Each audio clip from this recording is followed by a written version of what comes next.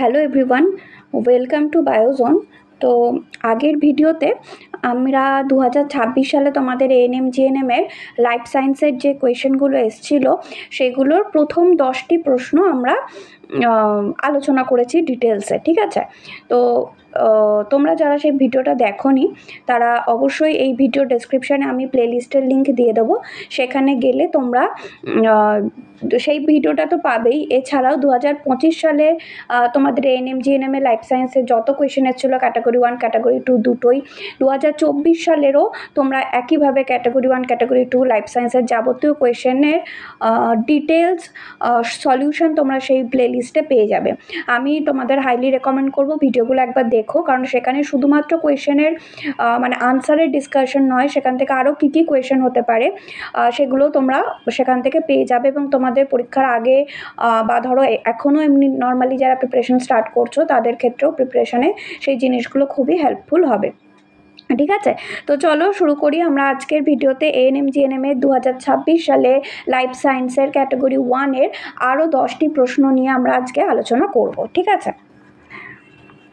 আচ্ছা, তো এই প্রশ্নগুলো আগের দিন আমরা আলোচনা করে ফেলেছিলাম প্রথম 10টি, তো 11 নম্বর থেকে আমি আজকে শুরু করছি, ঠিক আছে? এবার তোমাদের যার যে সেট আছে সেই অনুযায়ী হয়তো কোয়েশনের নাম্বারগুলো একটু এদিক ওদিক হবে, তো সেটা তোমরা একটু মিলিয়ে নিও, কিন্তু কোয়েশনের ডিসকাশনগুলো শুনে রাখো, ঠিক আছে?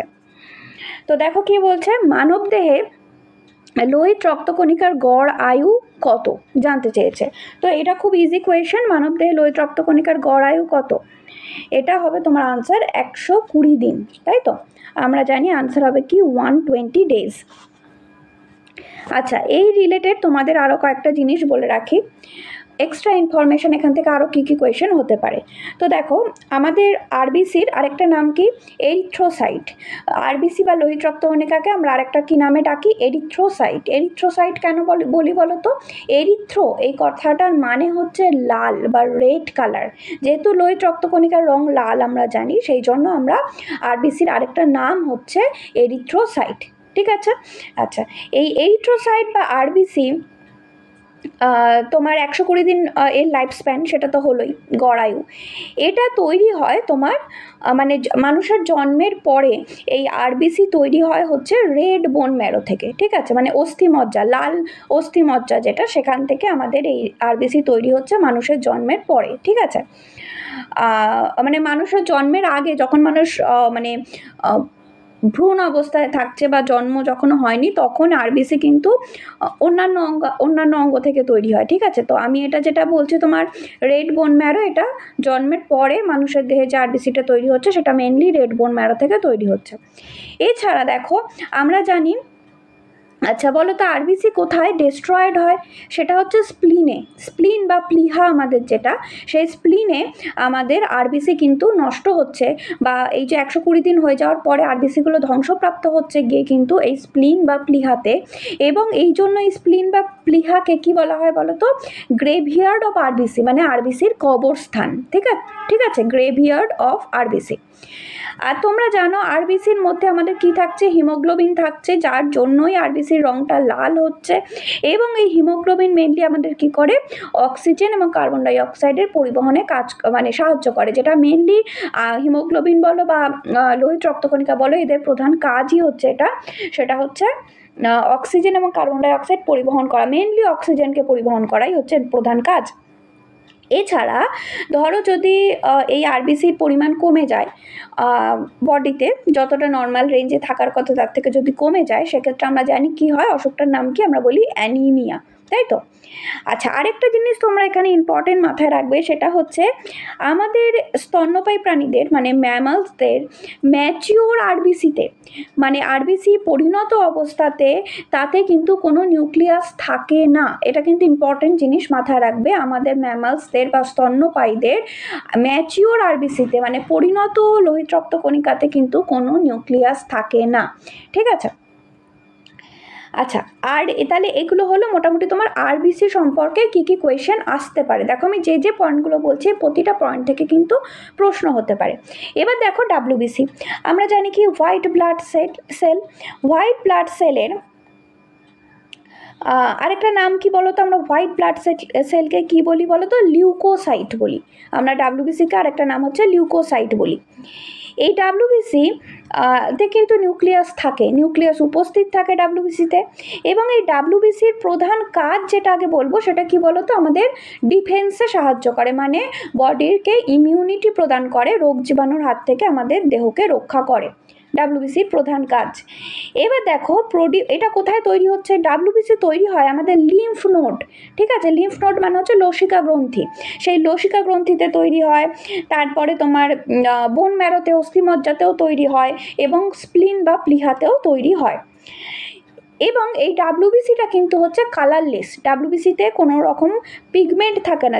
যেমন দেখো আরবিসিতে আমাদের কি থাকছে, হিমোগ্লোবিন তো একটা পিগমেন্ট, এই হিমোগ্লোবিন থাকার জন্যই তো আরবিসির বা লোহিত রক্তকণিকার রঙটা লাল হচ্ছে, কিন্তু ডাব্লিউবিসিতে এরকম কোনো পিগমেন্ট থাকে না, এবং ডাব্লিউবিসি কিন্তু কালারলেস হয়, ঠিক আছে।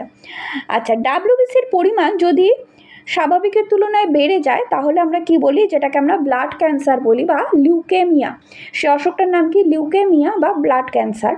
আর যদি ডাব্লিউবিসির পরিমাণ স্বাভাবিকের তুলনায় কমে যায় তাহলে আমরা সেটাকে কি বলি না, লিউকোপিনিয়া।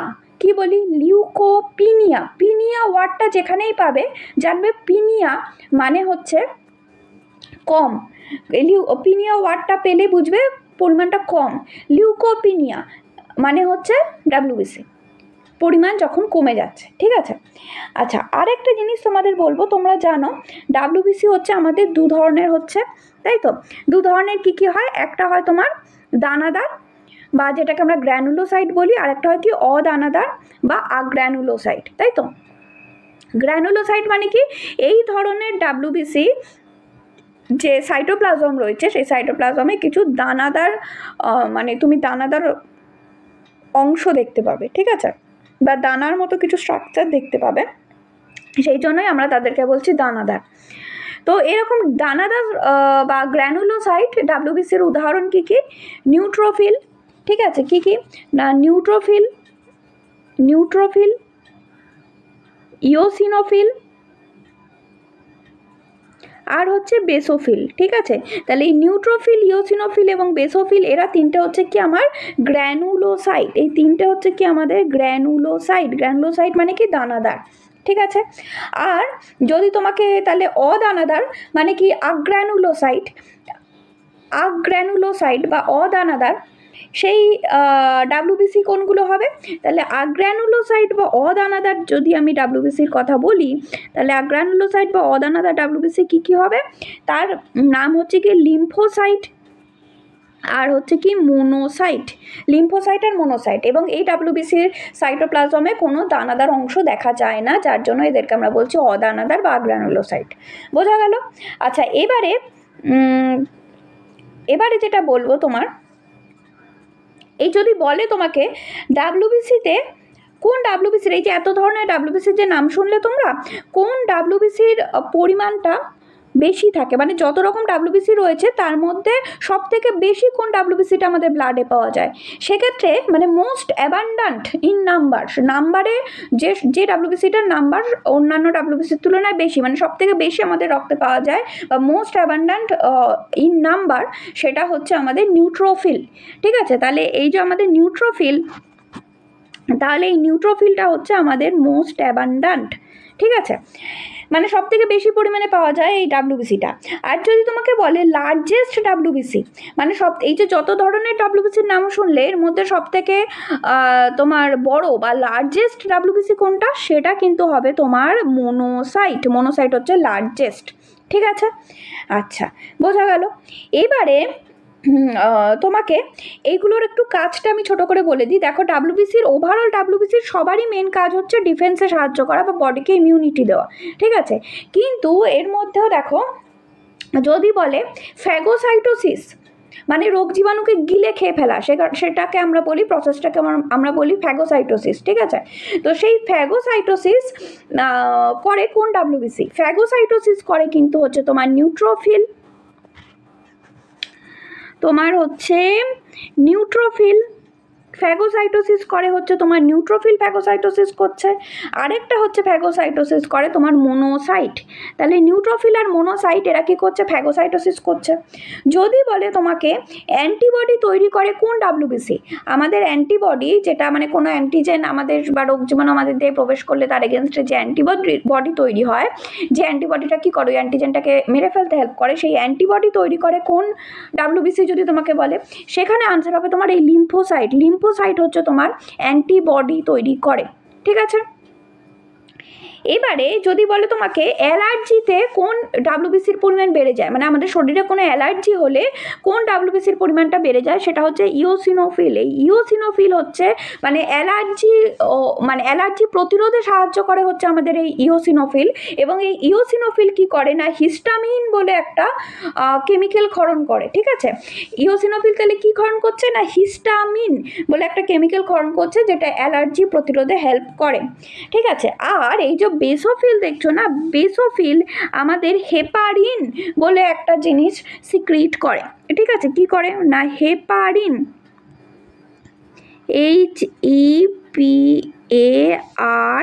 HEPARIN, ঠিক আছে। তাহলে এই হেপারিন বলে যে জিনিসটা সিক্রিট করছে, এই হেপারিনটা কি বলো তো, এটা খুব ইম্পর্ট্যান্ট।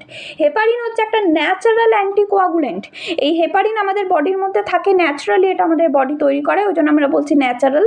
এবং অ্যান্টিকোয়াগুলেন্ট মানে কি, এরা আমাদের বডির ভেতরে রক্তকে জমাট বাঁধতে দেয় না। মানে ধরো যখন আমাদের এই যে শিরা ধমনির মধ্যে দিয়ে যখন রক্ত প্রবাহিত হচ্ছে, তার রক্ত যদি জমাট বেঁধে যায় তাহলে তো ব্লাড ক্লট হয়ে যাবে, সেটা হলে তো মানুষ মারা যেতেও পর্যন্ত পারে, সেটা তো সম্ভব নয়।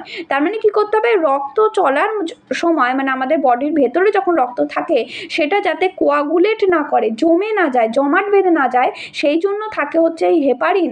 হেপারিন হচ্ছে, ওই জন্য আমরা হেপারিনকে কি বলছি, ন্যাচারাল অ্যান্টিকোয়াগুলেন্ট, রক্তকে জমাট বাঁধতে দেয় না আমাদের বডির ভেতরে, ঠিক আছে। বোঝা গেল? তাহলে দেখো আমি মোটামুটি এখানে তোমার ডাব্লিউবিসি সম্পর্কে পুরো ইম্পর্টেন্ট তথ্যগুলো কিন্তু আমি বলে দিলাম, ঠিক আছে। আচ্ছা, এবারে আমরা একটু প্লেটিলেট সম্পর্কেও জেনে নিই যখন জানছি। দেখো প্লেটিলেট, এখানে তোমার আনসার ছিল এইটা, তাই তো, আনসার এইটা ছিল আমাদের 120 দিন হচ্ছে আমাদের আনসার ছিল। আচ্ছা, প্লেটিলেট সম্পর্কে আমরা একটু জেনে নিই। 120 দিন আমাদের আনসার ছিল।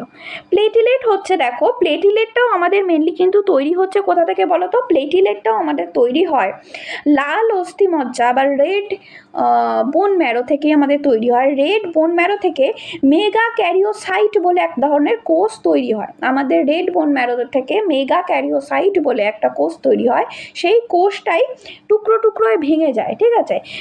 এই যে টুকরো টুকরো হয়ে ভেঙে গেল, মানে অনেকগুলো ফ্র্যাগমেন্টস তৈরি হলো, মেগা ক্যারিওসাইটের এই যে ফ্র্যাগমেন্টস, এটাকেই আমরা প্লেটিলেট বলছি, ঠিক আছে। প্লেটিলেট কিন্তু নিজস্ব পুরো একটা সেল নয়, প্লেটিলেট হচ্ছে এই মেগা ক্যারিওসাইট যে সেল, তার ফ্র্যাগমেন্টস বা টুকরো টুকরো অংশ, ঠিক আছে।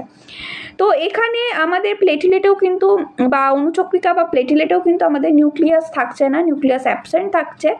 এবং এই প্লেটিলেটের প্রধান কাজ হচ্ছে এটা আমাদের ব্লাড ক্লটিংয়ে হেল্প করে। মানে ধরো কোথাও বডি কেটে গেল, কেটে যাওয়ার পর আমাদের কিছুক্ষণ রক্ত বেরোনোর পর দেখবে রক্তটা জমাট বেঁধে যায়, নিজে নিজে জমাট বেঁধে যায়, এই কাজটাতে হেল্প করে হচ্ছে আমাদের ব্লাড ক্লটিং, মানে প্লেটিলেট হেল্প করে আমাদের ব্লাড ক্লটিংয়ে হেল্প করছে। আচ্ছা, প্লেটিলেটের আরেকটা নাম কি, প্লেটিলেটের আরেকটা নাম হচ্ছে থ্রম্বোসাইট, ঠিক আছে। কি নাম, থ্রম্বোসাইট। আর যদি প্লেটিলেটের পরিমাণ আমাদের স্বাভাবিকের তুলনায় কমে যায় বডিতে, তাহলে আমাদের যে অসুখটা হয় তার নাম কি, পারপিউরা, তার নাম কি, পারপিউরা, ঠিক আছে। তাহলে বোঝা গেল। দেখো আমি তোমাদের তিনটে রেড ব্লাড সেল, ডাব্লিউবিসি এবং প্লেটলেট থেকে যা যা ইম্পর্টেন্ট কোয়েশ্চেন হতে পারে আমি কিন্তু বলে দিলাম, ঠিক আছে। প্রতিটা প্রশ্ন ভালো করে পারলে এগুলো নোট ডাউন করে নেবে, এগুলো কিন্তু খুব ইম্পর্টেন্ট। আচ্ছা, তো চলো এবার আমরা পরের প্রশ্নে যাই। দেখো কি বলছে, জন্মের আগে একটি বা উভয় শুক্রাশয়ের শুক্রথলিতে অধোগমন না হবার ফলে সৃষ্ট অবস্থাকে কি বলে? দেখো এটার আনসার হবে তোমার অপশন বি, ঠিক আছে। এটার আনসার হবে অপশন বি, ক্রিপ্টরকিডিজম। কি বলে এটাকে না, ক্রিপ্টরকিডিজম, ঠিক আছে। আচ্ছা, এবার দেখো এটা তোমাকে মনে রাখতে হবে, এটা খুব একটা বোঝার কিছু নেই।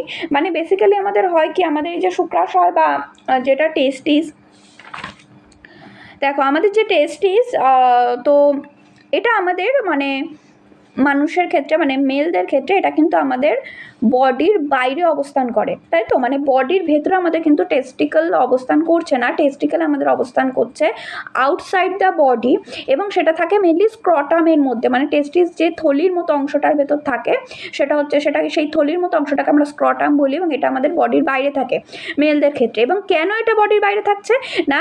Mainly for temperature control.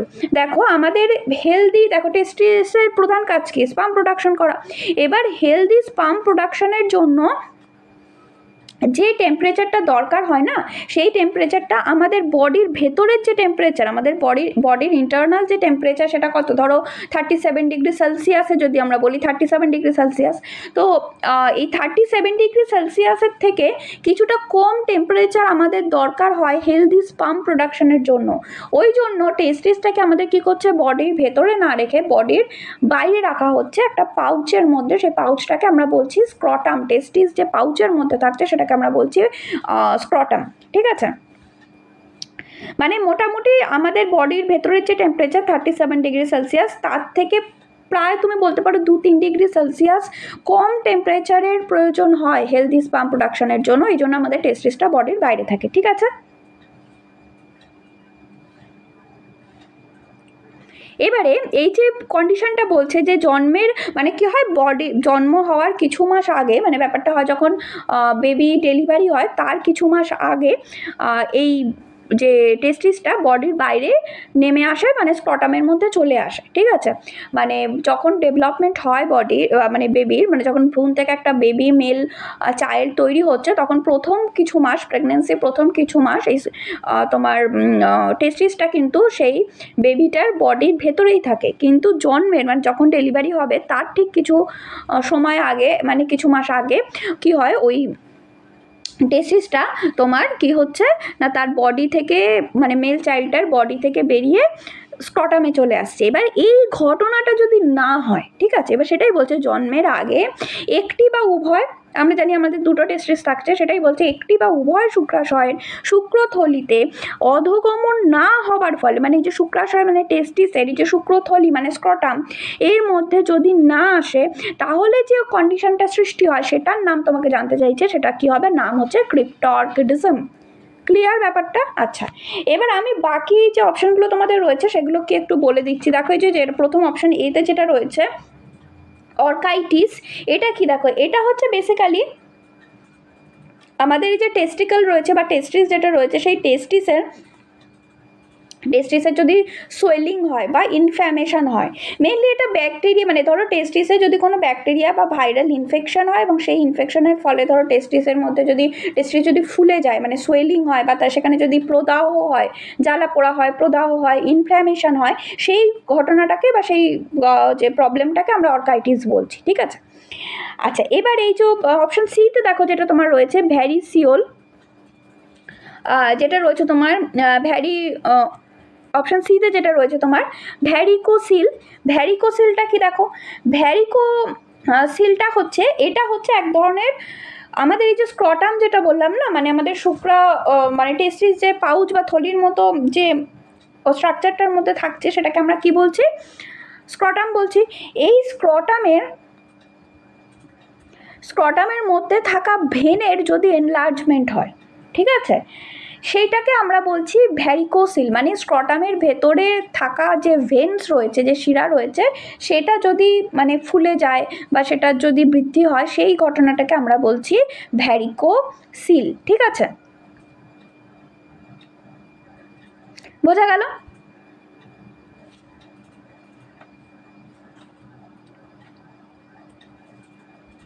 এবার আরেকটা দেখো যেটা অপশান রয়েছে তোমার অপশান ডিতে যেটা রয়েছে এপিডিডাইমিটিস, ঠিক আছে? এপিডিডাইমিটিসটা কি? এটা হচ্ছে এপিডিডাইমিসের ইনফ্ল্যামেশন, মানে এপিডিডাইমিসে যদি কোনো প্রদাহ হয় সেটাকে আমরা বলছি এপিডিডাইমিটিস। এবার এপিডিডাইমিসটা কি? এটা তোমরা জানোই যে টেস্টিসের ঠিক পিছনে একটা নলাকার বা টিউব লাইক একটা স্ট্রাকচার থাকে টেস্টিসের পিছনে, সেইটাকে আমরা এপিডিডাইমিস বলি, ঠিক আছে? মেল রিপ্রোডাক্টিভ সিস্টেমের এটা একটা পার্ট, জাস্ট টেস্টিসের পিছনেই থাকে একটা টিউব লাইক স্ট্রাকচার, সেটা হচ্ছে এপিডিডাইমিস। সেই এপিডিডাইমিসের যদি ইনফ্ল্যামেশন হয় সেটাকে বলে এপিডিডাইমিটিস, বোঝা গেছে? আচ্ছা, এবার চলো পরের প্রশ্ন আমরা তাহলে যাই। দেখো কি বলছে, বলছে C3 উদ্ভিদে ফটোসিনথেটিক কার্বক্সিলেশনের ফলে উৎপন্ন প্রথম স্থায়ী যৌগটির নাম কি? আচ্ছা, C3 প্ল্যান্টে, এখানে বিষয়টা আমাকে কিন্তু বলেছে C3 প্ল্যান্টে ফটোসিনথেটিক কার্বক্সিলেশনের ফলে উৎপন্ন, মানে ফটোসিনথেসিসে যে কার্বন ডাই অক্সাইডের যে ফিক্সেশন হচ্ছে সেক্ষেত্রে প্রথম স্টেবল যৌগটা কোনটা আমাকে জানতে চাইছে C3 উদ্ভিদের ক্ষেত্রে। এখানে তোমার অপশান এ হবে কারেক্ট অ্যান্সার, মানে কি 3-ফসফোগ্লিসারিক অ্যাসিড, ঠিক আছে, 3-ফসফোগ্লিসারিক অ্যাসিড বা যেটাকে আমরা 3PGAও বলি, তাই তো? এটাকে আমরা কি বলি? এটাকে আমরা বলি 3PGA, মানে কি না 3-ফসফোগ্লিসারিক অ্যাসিড। আচ্ছা, এটা তোমরা বুঝতেই পারছো, এটা একটা 3 কার্বন, এটা একটা 3 কার্বন কম্পাউন্ড, 3-ফসফোগ্লিসারিক অ্যাসিড, বুঝতেই পারছো এটা তোমরা একটা 3 কার্বন কম্পাউন্ড। আচ্ছা, এটা হলো। আচ্ছা, এবার যদি তোমাকে এর সাথে আরও কিছু এক্সট্রা ইনফরমেশান ধরো যদি আমাকে মনে রাখতে হয়, সেক্ষেত্রে আমরা কি মনে রাখবো? দেখো, যদি এটা তো হলো C3 প্ল্যান্টে, এবার যদি তোমাকে বলে C4 প্ল্যান্টে, তাহলে C4 প্ল্যান্টের ক্ষেত্রে ফার্স্ট স্টেবল প্রোডাক্ট কোনটা হচ্ছে? C4 প্ল্যান্টের ক্ষেত্রে ফার্স্ট স্টেবল প্রোডাক্টটা হচ্ছে তোমার, এটা আমাদের আনসার ছিল, ঠিক আছে। C4 প্ল্যান্টের ক্ষেত্রে আমাদের ফার্স্ট স্টেবল প্রোডাক্ট হচ্ছে অক্সালো অ্যাসিটিক অ্যাসিড, ঠিক আছে। তাহলে তোমাকে যদি C4 প্ল্যান্টের ক্ষেত্রে বলে, তোমার সেক্ষেত্রে আনসার কি হচ্ছে? আনসার হবে কিন্তু OAA। OAA মানে হচ্ছে অক্সালো অ্যাসিটিক অ্যাসিড, ঠিক আছে। এটা হচ্ছে একটা 4 কার্বন 4 কার্বন কম্পাউন্ড, ঠিক আছে। এটা হচ্ছে একটা 4 কার্বন কম্পাউন্ড এবং অক্সালো অ্যাসিটিক অ্যাসিড বা OAA, এটা হচ্ছে C4 প্ল্যান্টের ক্ষেত্রে ফার্স্ট স্টেবল প্রোডাক্ট এই ফটোসিনথেসিসের ক্ষেত্রে। আচ্ছা, এবার যদি তোমাকে বলে ক্যাম প্ল্যান্টের ক্ষেত্রে, ক্যাম প্ল্যান্টের পুরো নাম, পুরো কথা, ক্যামের পুরো কথা কি বলো তো? ক্রাসুলেশিয়ান, যে আমরা ক্যাম প্ল্যান্ট বলি, ক্যামের পুরো কথা কি না? ক্যামের পুরো কথা হচ্ছে ক্রাসুলেশিয়ান অ্যাসিড মেটাবলিজম। তো এই ক্যাম প্ল্যান্টসের প্রথম স্টেবল প্রোডাক্টটাও হচ্ছে কিন্তু এই oxalo acetic acid. Oxalo acetic অ্যাসিডই প্রথম স্টেবল প্রোডাক্ট হিসাবে তৈরি হয় ক্যাম প্ল্যান্টের ক্ষেত্রেও, ঠিক আছে। এটা তো তোমরা জানো, এটা একটা 4 কার্বন কম্পাউন্ড তৈরি হলো। এবার কি হচ্ছে, এবার দেখো তোমরা জানো ক্যাম প্ল্যান্ট মানে কোন প্ল্যান্টগুলো? মেনলি যেগুলো তোমার মরুভূমি অঞ্চলে পাওয়া যায়, মানে প্রচণ্ড যেখানে জলের অভাব এবং প্রচণ্ড টেম্পারেচার যেখানে, মানে ক্যাকটাস তুমি এক্সাম্পল হিসাবে ধরতে পারো ক্যাম প্ল্যান্টে। তো সেই ক্যাম প্ল্যান্ট যে প্ল্যান্টগুলো হচ্ছে, এই প্ল্যান্টগুলো কী করছে, এদের স্টোমাটাকে, মানে পত্র যে রন্ধ্র, সেটাকে এরা রাত্রিবেলা ওপেন করে। কেন না? যাতে জলের অপচয় কমানো যায় তার জন্য, ঠিক আছে। মানে ওয়াটারকে কনজার্ভ করার জন্য এরা তাদের স্টোমাটাকে কিন্তু রাত্রিবেলা ওপেন করে, তারা কার্বন ডাই অক্সাইডকে নেয়, ঠিক আছে। এবং দিনের বেলা এরা কিন্তু স্টোমাটাকে বন্ধ রাখে। বোঝা গেল?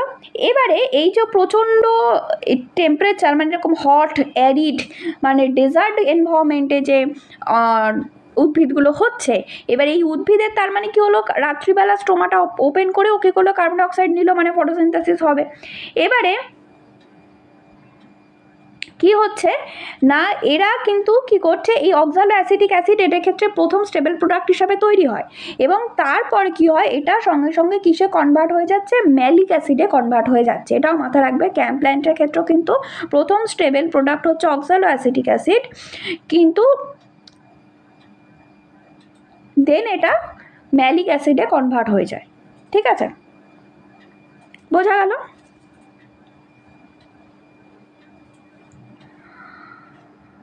আচ্ছা, তো চলো পরের প্রশ্নে যাওয়া যাক।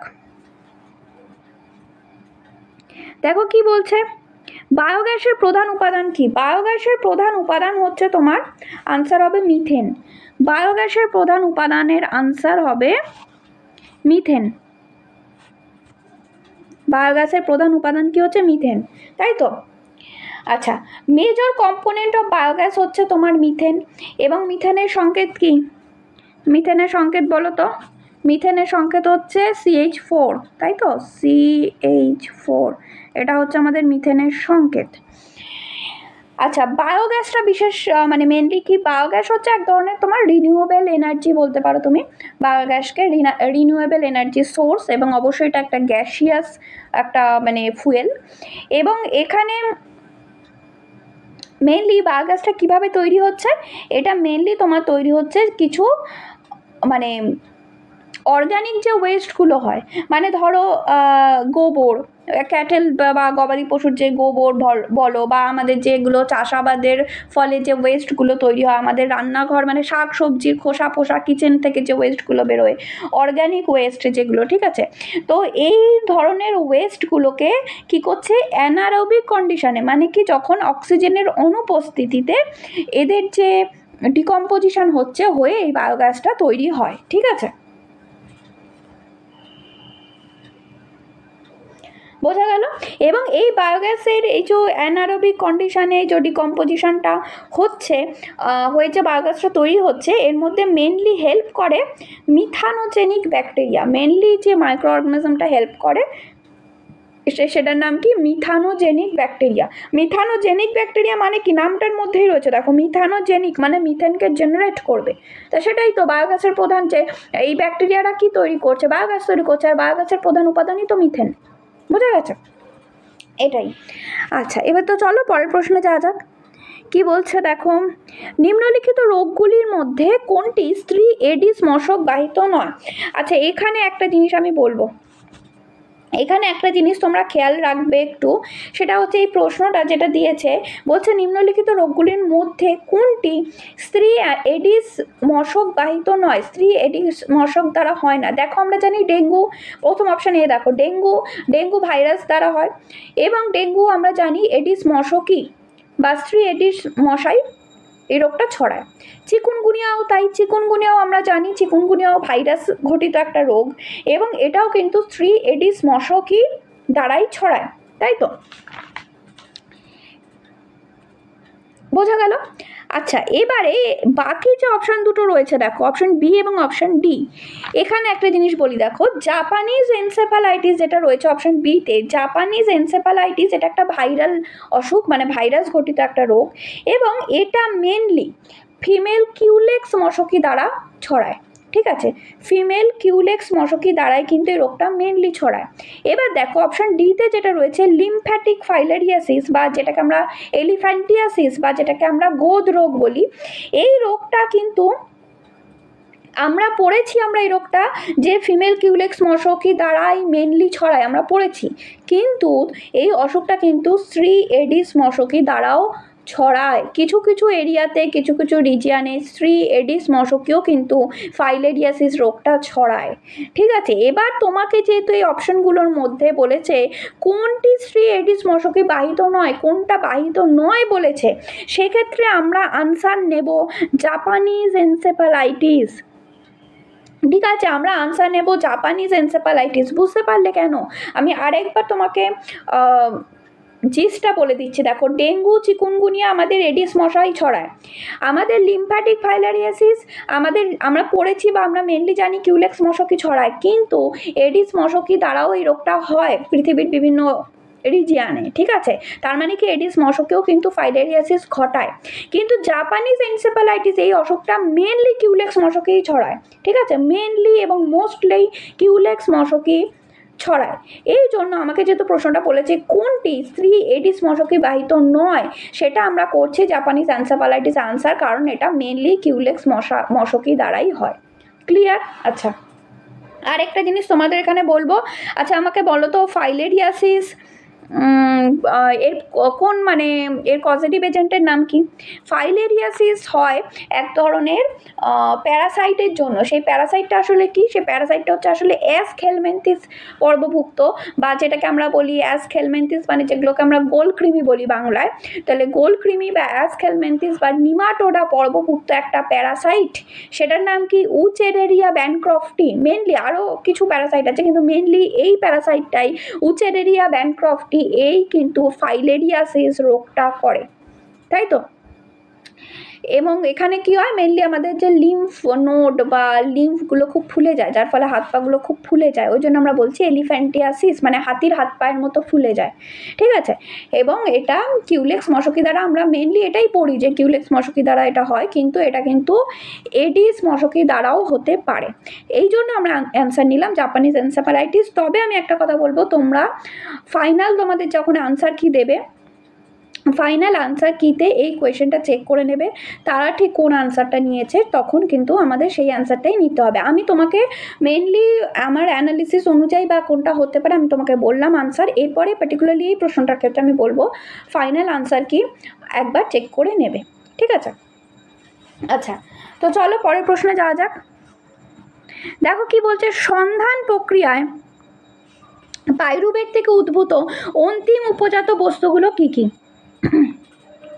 তো মানে সন্ধান প্রক্রিয়া মানে আমাদের এখানে জানতে চেয়েছে ফার্মেন্টেশন। ফার্মেন্টেশনের ক্ষেত্রে পাইরুভেট থেকে যে তৈরি হচ্ছে একদম এন্ড প্রোডাক্ট, পাইরুভেট থেকে যে মানে পাইরুভেটের ফার্মেন্টেশনের পরে যে এন্ড প্রোডাক্ট তৈরি হচ্ছে সেই এন্ড প্রোডাক্টগুলোর নাম কি জানতে চেয়েছি। দেখো এখানে যে অপশনগুলো রয়েছে তার মধ্যে অপশন অ্যান্সার হবে তোমার অপশন এ, আনসার হবে তোমার আনসার হবে তোমার অপশান এ, ঠিক আছে। কি না, ethanol and carbon dioxide, ঠিক আছে। ইথানল এবং কার্বন ডাই অক্সাইড মেইনলি তৈরি হচ্ছে পাইরুভেট থেকে, এবং এটাকে আমরা বলছি কোহল সন্ধান। দেখো এবার আমি ফার্মেন্টেশনটাও তোমাদের একটু শর্টে বলে দিচ্ছি। দেখো ফার্মেন্টেশন মানে হচ্ছে সন্ধান প্রক্রিয়া, এটা হচ্ছে একটা অ্যানারোবিক প্রসেস, মানে অক্সিজেনের অনুপস্থিতিতেই এই ধরনের প্রসেসটা হয়। ফার্মেন্টেশন মেনলি দু ধরনের হয়, একটা হচ্ছে অ্যালকোহলিক ফার্মেন্টেশন যেটাকে আমরা কোহল সন্ধান বলি, আর একটা হচ্ছে ল্যাকটিক অ্যাসিড ফার্মেন্টেশন, ঠিক আছে। এবার এই যে কোহল সন্ধানের ক্ষেত্রে কি হচ্ছে, পাইরুভেট থেকে কোহল সন্ধান যখন হচ্ছে তখন পাইরুভেট থেকে এই ইথানল এবং কার্বন ডাই অক্সাইড তৈরি হয়, ঠিক আছে, মানে এন্ড প্রোডাক্ট হিসাবে। আর ল্যাকটিক অ্যাসিড ফার্মেন্টেশনে তখন কি হয়, পাইরুভেট থেকে কি হবে, ল্যাকটিক অ্যাসিড ফার্মেন্টেশনে ল্যাকটিক অ্যাসিড তৈরি হবে এন্ড প্রোডাক্ট হিসাবে, ঠিক আছে। এবং এই দুটো ক্ষেত্রেই সামান্য কিছু এনার্জিও তৈরি হয় বা এটিপিও তৈরি হয়, ঠিক আছে। এবারে দেখো কোহল সন্ধানের অর্থনৈতিক গুরুত্ব কি। কোহল সন্ধান মেনলি আমাদের এই যে ধরো ওয়াইন তৈরি হয়, বিয়ার তৈরি হয়, মানে আমাদের যত ধরনের অ্যালকোহল তৈরি হয় সেই ইন্ডাস্ট্রিতে কাজে লাগে। এবং আমাদের ধরো যেগুলো বেকি, মানে ধরো কেক তৈরি, বিস্কুট তৈরি, বিভিন্ন রকমের ব্রেড তৈরি, এতেও কিন্তু আমাদের এই কোহল সন্ধান ইউজ হয়, ঠিক আছে। তাহলে অ্যালকোহলিক ফার্মেন্টেশনের দুটো ইউজ আমি বললাম, ঠিক আছে। একটা হচ্ছে ওয়াইন ইন্ডাস্ট্রিতে, আর একটা হচ্ছে তোমার এরকম ব্রেড ইন্ডাস্ট্রিতে ইউজ হয় ব্যাপকভাবে কোহল সন্ধান বা অ্যালকোহলিক ফার্মেন্টেশন। এবং এখানে মেনলি এই যে অ্যালকোহলিক ফার্মেন্টেশনে মেনলি একটা অর্গানিজম ইউজ হয়, সেটা হচ্ছে ইস্ট। ইস্ট হচ্ছে একটা মাইক্রো অর্গানিজম যে এই কোহল সন্ধানে হেল্প করে, ঠিক আছে, বা কোহল সন্ধান ঘটাতে সাহায্য করে। এই ইস্ট কি বলতো, ইস্ট হচ্ছে এক ধরনের ফাঙ্গাস, তাই তো। ইস্টের সাইন্টিফিক নাম কি, স্যাকারোমাইসিস সেরিভিসি। ইস্টের সাইন্টিফিক নাম কি, স্যাকারোমাইসিস সেরিভিসি, ঠিক আছে, কি না, স্যাকারোমাইসিস সেরিভিসি। তাহলে এই যে ইস্ট, স্যাকারোমাইসিস সেরিভিসি, এটা হচ্ছে একটা ইউনিসেলুলার বা এককোষী ফাঙ্গাস, ঠিক আছে। এই ইস্ট কোহল সন্ধানে হেল্প করে। এবং আরেকটা যে কোয়েশ্চেন আসে, এই ইস্ট থেকে এক ধরনের উৎসেচক নিঃসৃত হয়, সেই উৎসেচকটার নাম কি, সেই উৎসেচকটার নাম হচ্ছে জাইমেজ। সেই উৎসেচকটার নাম হচ্ছে জাইমেজ। সেই উৎসেচক দ্বারা কিন্তু কি হচ্ছে, এই মানে কোহল সন্ধানটা হচ্ছে বা অ্যালকোহলিক ফার্মেন্টেশনটা হচ্ছে, ঠিক আছে। এবং মানে দেখো ব্যাপারটা হয় কি, এটা কি হচ্ছে অ্যানারোবিক কন্ডিশন, মানে ফার্মেন্টেশনের মূল বিষয়টাই কি ছিল, অ্যানারোবিক কন্ডিশন, মানে যেখানে অক্সিজেন নেই। এরকম অক্সিজেনের অনুপস্থিতিতে আমাদের যেটা গ্লুকোজ, আমরা জানি তো রেসপিরেশন মানে কি হয়, সেখানে গ্লুকোজেরই চারণ হয়। তো ফার্মেন্টেশনের ক্ষেত্রে কী হবে, যে অক্সিজেন নেই, তাহলে অক্সিজেনবিহীন পরিবেশে এই গ্লুকোজের কী হয়, আংশিক জারণ হয়, ঠিক আছে, পার্শিয়াল অক্সিডেশন হয় বা আংশিক জারণ হয়। হয়ে কি হচ্ছে এবার ধরো যদি অ্যালকোহলিক ফার্মেন্টেশন হচ্ছে সেক্ষেত্রে কি হচ্ছে আমাদের এই গ্লুকোজের আংশিক জারণ হয়ে তোমার এই ইথানল কার্বন ডাই অক্সাইড আর সামান্য কিছু এনার্জি বা এটিপি তৈরি হচ্ছে এবং এই প্রসেসে হেল্প করছে কি ইস্ট। এই ইস্টের বডি থেকে একটা এনজাইম বেরোচ্ছে, সেই এনজাইমটার নাম কি জাইমেজ। সেই জাইমেজ এনজাইমটা এই প্রসেসে হেল্প করছে। ক্লিয়ার? আর ল্যাকটিক অ্যাসিড ফার্মেন্টেশনে অন্যদিকে সেমই জিনিস। ল্যাকটিক অ্যাসিড ফার্মেন্টেশনে কি হচ্ছে একই তোমার অ্যানারোবিক কন্ডিশনে, সেখানে কি হচ্ছে গ্লুকোজের কি হচ্ছে পার্শিয়াল অক্সিডেশন হচ্ছে গ্লুকোজের এবং অ্যানারোবিক কন্ডিশনে পার্শিয়াল অক্সিডেশন হচ্ছে গ্লুকোজের হয়ে কি হচ্ছে সামান্য কিছু এনার্জি তৈরি হচ্ছে এবং তোমার ল্যাকটিক অ্যাসিড তৈরি হচ্ছে। ঠিক আছে, এবার এই ল্যাকটিক অ্যাসিড ফার্মেন্টেশনটা কোথায় হয়? ল্যাকটিক অ্যাসিড ফার্মেন্টেশনটা আমাদের মাসেল সেলে হতে পারে। ঠিক আছে, মানে ধরো আমরা যখন প্রচণ্ড এক্সারসাইজ করছি, মানে যদি খুব বেশি আমরা এক্সারসাইজ করি তাহলে আমাদের মাসেল সেলে তখন কি হয়, মাসেল সেল প্রচুর এনার্জি চায়, তাই তো, এই এক্সারসাইজটা করার জন্য।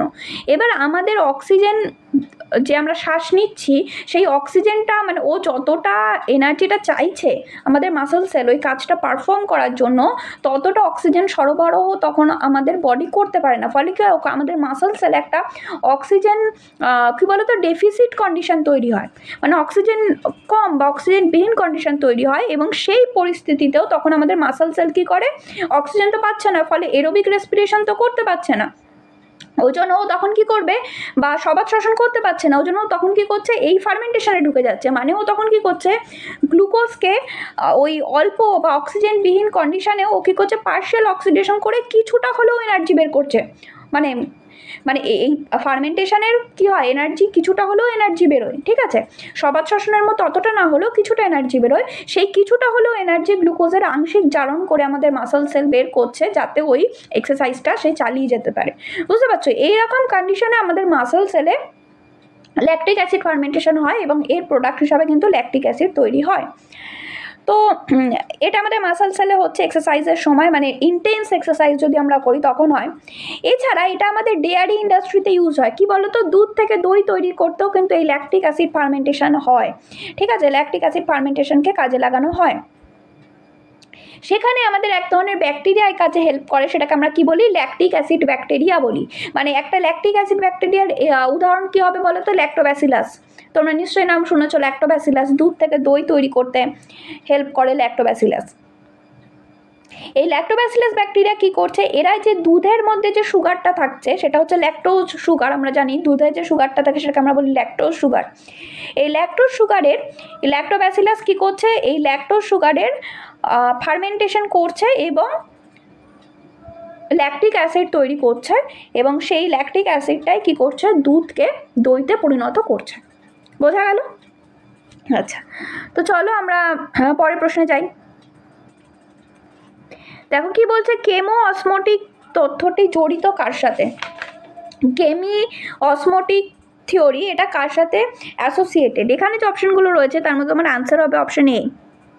আনসার হবে তোমার কিন্তু অপশন এ, এটিপি সিনথেসিসের সাথে হচ্ছে আমার জড়িত হচ্ছে কেমি অসমোটিক থিওরি। আচ্ছা, এবার দেখো এখানে আমি তোমাদের কয়েকটা ইম্পর্টেন্ট জাস্ট পয়েন্ট বলে দিচ্ছি, একটু মাথায় রেখো। সেটা হচ্ছে এটিপি সিনথেসিস। আচ্ছা, এটিপিকে আমরা কি বলি, energy currency of the cell আমরা বলি এটিপিকে। এটিপির পুরো নাম কি, অ্যাডিনোসিন ট্রাইফসফেট, রাইট? এবারে আচ্ছা, এটিপি তৈরি হয় কিভাবে? দেখো আমাদের এডিপি আর পিআই মিলে হচ্ছে আমাদের এটিপি তৈরি হয়। এডিপি মানে কি, এডিপি মানে হচ্ছে adenosine diphosphate. ADP adenosine diphosphate, এর সাথে যদি আমরা আরেকটা পিআই মানে আরেকটা ফসফেট যুক্ত করি তাহলেই আমাদের কি হচ্ছে, তাহলে আমাদের তৈরি হচ্ছে এটিপি, যেই জন্য আমরা এটিপিকে কি বলছি, অ্যাডিনোসিন ট্রাইফসফেট। ঠিক আছে, তাহলে অ্যাডিনোসিন ডাইফসফেট বা এডিপির সাথে আরেকটা ফসফেট যুক্ত হলেই সেটা হয়ে যাচ্ছে কি, ডাইফসফেটের সাথে আরেকটা ফসফেট যুক্ত হলে কি হবে, ট্রাইফসফেট হয়ে যাবে। তাহলে সেটাই হচ্ছে এটিপি বা অ্যাডিনোসিন ট্রাইফসফেট। ঠিক আছে, আচ্ছা এবার এই যে এটিপি মানে এই যে কেমি অসমোটিক থিওরি এটাই বলে যে এটিপিটা কিভাবে তৈরি হয়। মানে আমাদের এটিপিটা তোমরা জানো সেলুলার রেসপিরেশন, যখন আমাদের শ্বসন হচ্ছে, সেটা সবাত শ্বসন বলো অবাত শ্বসন বলো, সেই শ্বসনে তৈরি হয়। ফটোসিনথেসিস বা সালোক সংশ্লেষের সময় আমাদের কিছুটা এটিপি তৈরি হয়। এই এটিপিটা কিভাবে তৈরি হচ্ছে সেটাই ব্যাখ্যা করে বা বিশ্লেষণ করে হচ্ছে আমাদের এই কেমি অসমোটিক থিওরি। ঠিক আছে, এক্ষেত্রে তোমাদের যে ইম্পর্টেন্ট পয়েন্টগুলো বললাম, একটা তো মাথায় রাখবে এটিপিকে এনার্জি কারেন্সি বলা হয়, এটিপির ফুল ফর্মটা মাথায় রাখবে। এবং এই যে কেমিও অসমোটিক থিওরি যেটা বলছে যে কীভাবে এটিপি তৈরি হচ্ছে তোমার শ্বসন এবং সালোক সংশ্লেষের সময়, এক্ষেত্রে এই কেমিও অসমোটিক থিওরি যেটা বলছে একটা এনজাইম এই এটিপি সংশ্লেষে হেল্প করে। সেই এনজাইমটার নাম কি? সেই এনজাইমটার নাম হচ্ছে এটিপি সিনথেটেজ। ঠিক আছে, দাঁড়াও, তো সেটার নাম কি? এনজাইমটার নাম কি যদি তোমাকে বলে, এনজাইমটার নাম কি? এনজাইমটার নাম হচ্ছে, তোমার আনসার ছিল এটিপি সিনথেসিস। আচ্ছা, তোমার এনজাইমটার নাম কি? এনজাইমটার নাম হচ্ছে এটিপি সিনথেস, SYNTHASE। বোঝা গেল? তাহলে এই যে এটিপি সিনথেস,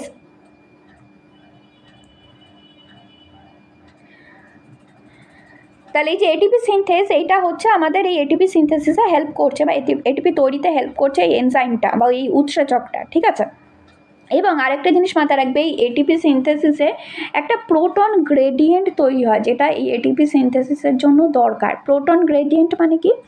প্রোটন গ্রেডিয়েন্ট মানে হচ্ছে, প্রোটন মানে হচ্ছে H প্লাস আয়ন, প্রোটন মানে হচ্ছে তোমার H প্লাস আয়ন। এই H প্লাস আয়নের ঘনত্বের একটা পার্থক্য তৈরি হওয়া দরকার। মানে ধরো আমাদের এই যে সেলুলার রেসপিরেশন যখন হচ্ছে, সেটা মাইটোকন্ড্রিয়ায় হচ্ছে, বা ধরো সালোক সংশ্লেষ বা ফটোসিনথেসিস যখন হচ্ছে, সেটা আমাদের ক্লোরোপ্লাস্টে হচ্ছে। তাই যে ক্লোরোপ্লাস্ট বা মাইটোকন্ড্রিয়ার মেমব্রেনের বা পর্দার দুপাশে একটা প্রোটন বা H প্লাস আয়নের কনসেন্ট্রেশনের বা ঘনত্বের একটা পার্থক্যের তৈরি হওয়া দরকার। মানে মাইটোকন্ড্রিয়া বা ক্লোরোপ্লাস্টের যে মেমব্রেন বা পর্দা রয়েছে, তার দুই দিকে যেন আমার একটা এই H প্লাস আয়নের একটা পার্থক্য, H প্লাস আয়নের ঘনত্বের পার্থক্য বজায় থাকে। বুঝতে পারলে? তবে এই এটিপি সিনথেসিসটা হবে, এবং সেই এটিপি সিনথেসিসে কে হেল্প করবে? এটিপি সিনথেটেজ এনজাইম বা উৎসেচক। ঠিক আছে, বুঝতে পেরেছ? তাহলে এই কটা কেমিও অসমোটিক থিওরি থেকে এই কটা ইম্পর্টেন্ট জিনিস একটু মাথায় রেখো। আচ্ছা, তো চলো পরের প্রশ্নে আমরা যাই। দেখো কি বলছে, শীতলতা প্রয়োগের মাধ্যমে পুষ্পোদ্গম ত্বরান্বিত করাকে কি বলা হয়? শীতলতা প্রয়োগের মাধ্যমে পুষ্পোদ্গম ত্বরান্বিত করাকে আমরা বলি, আনসার হবে কি না ভার্নালাইজেশন। আনসার হবে কি ভার্নালাইজেশন, আমরা বলি ভার্নালাইজেশন। আচ্ছা, এবার বাকি জিনিসগুলো যে অপশানগুলো রয়েছে আমি একটু বলে দিচ্ছি, দেখে নাও। তোমার সার্কাডিয়ান রিদম, সার্কাডিয়ান রিদম মানে কি বলতো? এটা হচ্ছে আমাদের বডির একটা 24 ঘন্টার যে ইন্টারনাল ক্লক, মানে আমাদের বডির 24 আওয়ার একটা ইন্টারনাল ক্লক, মানে আমাদের বডির ভেতরে। ঠিক আছে, মানে ব্যাপারটা বুঝিয়ে বলি কীরকম হয়। দেখো, তুমি একটা নির্দিষ্ট সময়, মানে সকালবেলায় তুমি ঘুম থেকে ওঠো, রাত্রি হলে তুমি ঘুমাও, মানে তোমার বডি জানে, ঠিক আছে, রাত্রি হয়ে গেলে তোমার অটোমেটিক্যালি ঘুম পাবে, সকাল হয়ে গেলে তোমার অটোমেটিক্যালি ঘুম ভাঙবে। তার মানে তোমার বডি যেন কোথাও না কোথাও এই 24 ঘন্টার একটা সাইকেল মেনে চলছে, মানে এখন দিন, এখন আমাকে জাগতে হবে, এখন রাত্রে, এখন আমাকে ঘুমোতে হবে। এই জিনিসটাকে আমরা সার্কাডিয়ান রিদম বলছি। মানে দেখো, এই যে সার্কাডিয়ান রিদমটা আমাদের বডির বিভিন্ন ভাইটাল প্রসেসকে, মানে ডেলি যে প্রসেসগুলো হয় ভাইটাল প্রসেসকে কন্ট্রোল করে। যেমন দেখো, এই যেটা বললাম স্লিপ ওয়েক সাইকেল, মানে তুমি রাত্রিবেলা ঘুমাবে, দিনের বেলা ঘুম থেকে উঠবে, এই যে জিনিসটা স্লিপ ওয়েক সাইকেল। তারপর হচ্ছে তোমার হরমোন রিলিজ, কখন তোমার দিনের বেলা কিছু হরমোন বেশি ক্ষরণ হয়, রাত্রিবেলা কিছু হরমোন বেশি ক্ষরণ হয়, এই জিনিসগুলোও কিন্তু, তার মানে আমাদের বডি বুঝতে পারছে এখন দিনের বেলা, তাহলে আমাকে এখন এই হরমোনগুলো ক্ষরণ করতে হবে, এই যে জিনিসটা। ঠিক আছে, তারপর বডি টেম্পারেচার, এই জিনিসগুলো হচ্ছে এই আমাদের 24 ঘন্টার একটা ক্লক ওয়াইজ আমাদের বডি এগুলো করে। এই যে রিদমটা, একটা তাল বা একটা ছন্দ, একটা রিদম 24 ঘন্টার, সেই জিনিসটাকে আমরা সার্কাডিয়ান রিদম বলছি। ঠিক আছে, এবং এটা মেনলি কিন্তু আমাদের এই যে সূর্যালোকের সাথে কিন্তু আমাদের বডি এটা সিঙ্ক্রোনাইজ করে। মানে সূর্য উঠছে, আলো বা লাইট, সেটাই যেটাকে আমরা দিন বলছি, বা তখন আমাদের ঘুম থেকে উঠে যাওয়া উচিত। মানে আমাদের এই যে সূর্যালোকের সাথে বা দিন রাত্রির সাথে আমার বডি একটা সিঙ্ক্রোনাইজ করছে। ঠিক আছে, একটা ছন্দে চলছে, একটা তাল মিলিয়ে চলছে, এটাকে আমরা বলছি 24 আওয়ার ইন্টারনাল ক্লক আমাদের। ঠিক আছে, ঘড়ির মতো। বুঝতে পারলে? আচ্ছা, যেমন দেখো তোমাদের এই প্রসঙ্গে একটা কথা বলি, দেখবে আমাদের রাত্রিবেলা আমাদের ঘুম পায়, কেন ঘুম পায় বলো তো? আমাদের মেলাটোনিন একটা হরমোন হয়, আমাদের পিনিয়াল গ্রন্থি থেকে সিক্রিট হয় একটা হরমোন, সেটা হচ্ছে মেলাটোনিন। আমাদের এই মেলাটোনিন আমাদের ঘুম আনতে সাহায্য করে। মানে দেখবে তুমি ঘরের লাইট যদি সব অফ করে দাও, রাত্রির দিকে দেখবে এমনিতেই তোমার একটু ঝিমুনি আসবে, মানে আমাদের বডি তখন জানে যে ডার্কনেস মানে সন্ধে হয়ে গেছে বা রাত হয়ে গেছে, ওই হরমোনটা বাড়তে থাকবে। বা তুমি ধরো ঘরের সব লাইট অফ করেছো, দেখবে তোমার ঘুম আসছে, কারণ কি ওই অন্ধকারে ওই হরমোনটা বেশি সিক্রিট হয়, মেলাটোনিন হরমোনটা, এবং এই মেলাটোনিন হরমোনটা আমাদের ঘুম আনতে সাহায্য করে। এবং এই জন্যই বলে, দেখবে তুমি যদি খুব মানে লাইট ফাইট জ্বালিয়ে রাখো বা খুব রাত অবধি ফোন দেখছো, ফোনের লাইটটা তোমার চোখে পড়ছে, এগুলো আমাদের ওই মেলাটোনিন হরমোনের ক্ষরণ কমিয়ে দেয়, ফলে ঘুম আসতে চায় না। বুঝতে পারলে? এই জিনিসটাকেই তুমি সার্কাডিয়ান রিদম বলতে পারো। আচ্ছা, আর এবার দেখো ফটোপিরিয়ডিজম কি, অপশন এতে যেটা রয়েছে ফটোপিরিয়ডিজম।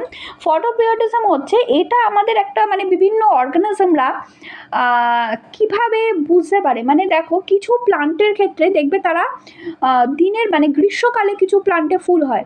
গ্রীষ্মকাল মানে কি, যখন দিনের দৈর্ঘ্য বেশি রাতের দৈর্ঘ্য কম, সেটা গ্রীষ্মকাল। তার মানে উদ্ভিদটা বুঝছে এখন দিনের দৈর্ঘ্য বেশি রাতের দৈর্ঘ্য কম, তার মানে এখন গ্রীষ্মকাল, এটা আমার ফুল ফোটানোর সময়। তাহলে এই যে ফটোপিরিয়ডিজম, ফটো মানে লাইট, পিরিয়ডিজম মানে সময়কাল, মানে লাইটের সময়কালের ওপর ভিত্তি করে তাদের বডিতে বিভিন্ন যে ফিজিওলজিক্যাল যে চেঞ্জ হচ্ছে বা তার যে ফিজিওলজিক্যাল রিয়াকশন, বুঝতে পারছো? একটা অর্গানিজমের বা একটা জীবের এই যে লাইটের বা আলোর সময়কালের ওপর নির্ভর করে তার যে ফিজিওলজিক্যাল বা শারীরবৃত্তীয় যে রিয়াকশান, ফুল ফোটাও তো একটা শারীরবৃত্তীয় রিয়াকশান, তাই তো? তো সেইটাকেই আমরা বলছি ফটোপিরিয়ডিজম, ঠিক আছে?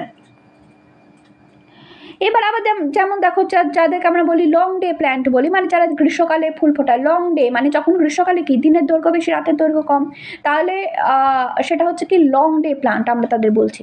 আবার ওরকম আছে শর্ট ডে প্লান্ট, মানে কিছু প্লান্ট আছে যারা শীতকালে ফুল ফোটায়, শীতকালে কি হয় দিনের দৈর্ঘ্য কম রাতের দৈর্ঘ্য বেশি, মানে শর্ট ডে প্লান্ট, ঠিক আছে?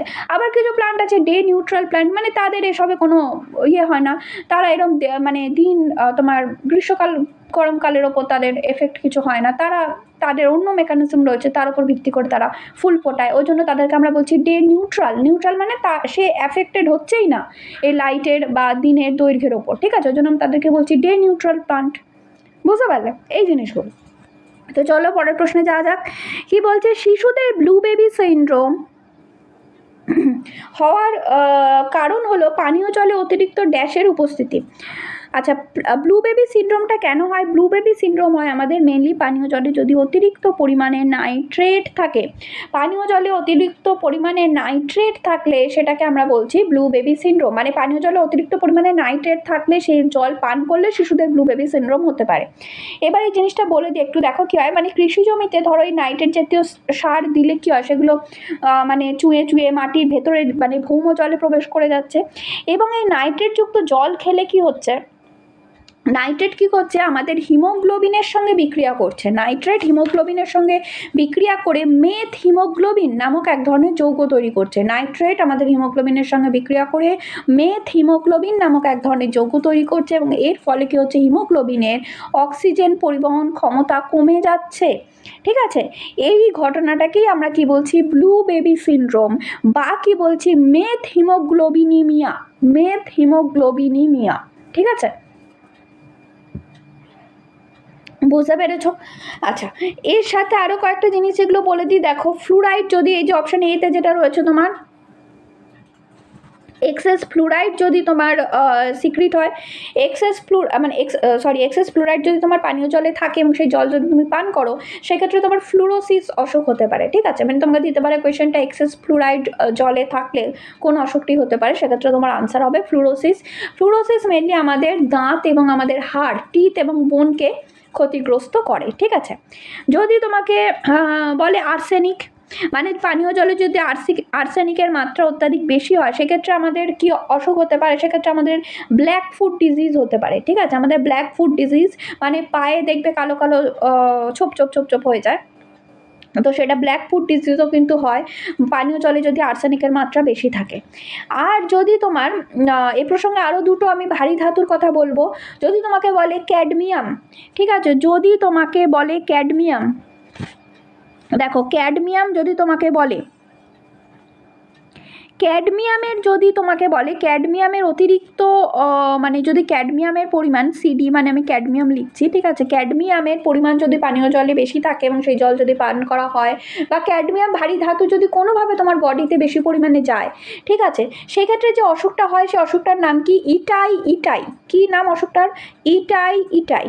ঠিক আছে, এবং এই ইটাই অসুখটা কিন্তু মেনলি আমাদের কিডনি এবং বোনকে অ্যাফেক্ট করে, আমাদের কিডনি এবং হাড়কে নষ্ট করে দেয় ইটাই। ঠিক আছে, আর মার্কারি মানে হচ্ছে তোমার যেটা আমরা পারদ, মার্কারির সংকেত কি? এই জি, তাই তো। মার্কারি বা পারদ যেটা আমরা বলছি, মার্কারি বা পারদের জন্য আমাদের যে অসুখটা হচ্ছে সেই অসুখটার নাম কি? মিনামাটা, তাই তো। সেই অসুখটার নাম কি? মিনামাটা অসুখে কি হয় বলো তো? মিনামাটা অসুখে আমাদের মেনলি নার্ভাস সিস্টেম বা এটা আমাদের মস্তিষ্ককে অ্যাফেক্ট করে। বোঝা গেল? তাহলে এই কটা অসুখের নাম একটু মাথায় রাখবে। তো চলো আমরা পরের প্রশ্নে যাই। দেখো কি বলছে, পাখিদের সিরিংসের কাজ কি? আচ্ছা, পাখিদের সিরিংসের কাজ, এটা মেনলি আমাদের অ্যান্সার হবে সাউন্ড প্রোডাকশন, ঠিক আছে। অপশন তোমার এখানে আনসার হবে অপশন সি হবে আনসার, সাউন্ড প্রোডাকশন, ঠিক আছে। পাখিদের সিরিংসের কাজ হচ্ছে সাউন্ড প্রোডাকশন। এটা হচ্ছে এক ধরনের স্পেশালাইজড ভোকাল অর্গান, একটা স্পেশালাইজড অর্গান আমাদের পাখিদের থাকে। এবং কোথায় থাকে বলো তো? এটা আমাদের এই যে উইন্ড পাইপ বা যেটা আমাদের ট্রাকিয়া রয়েছে, ঠিক আছে, সেই ট্রাকিয়ার একদম বেসে মানে দেখো ট্রাকিয়া কী হয়, ট্রাকিয়া দুটো তোমার ট্রাকিয়া তো ডিভাইডেড হয় কী হয়, ট্রাকিয়া ব্রঙ্কাসে ভাগ হয়, তাই তো। ট্রাকিয়ার পরে কী হয়? ব্রঙ্কাস, এখান থেকে ব্রঙ্কিওল, তারপরে আমরা সেটা অ্যালভিওলাইতে যাচ্ছি, তাই তো, আমরা এটা জানি।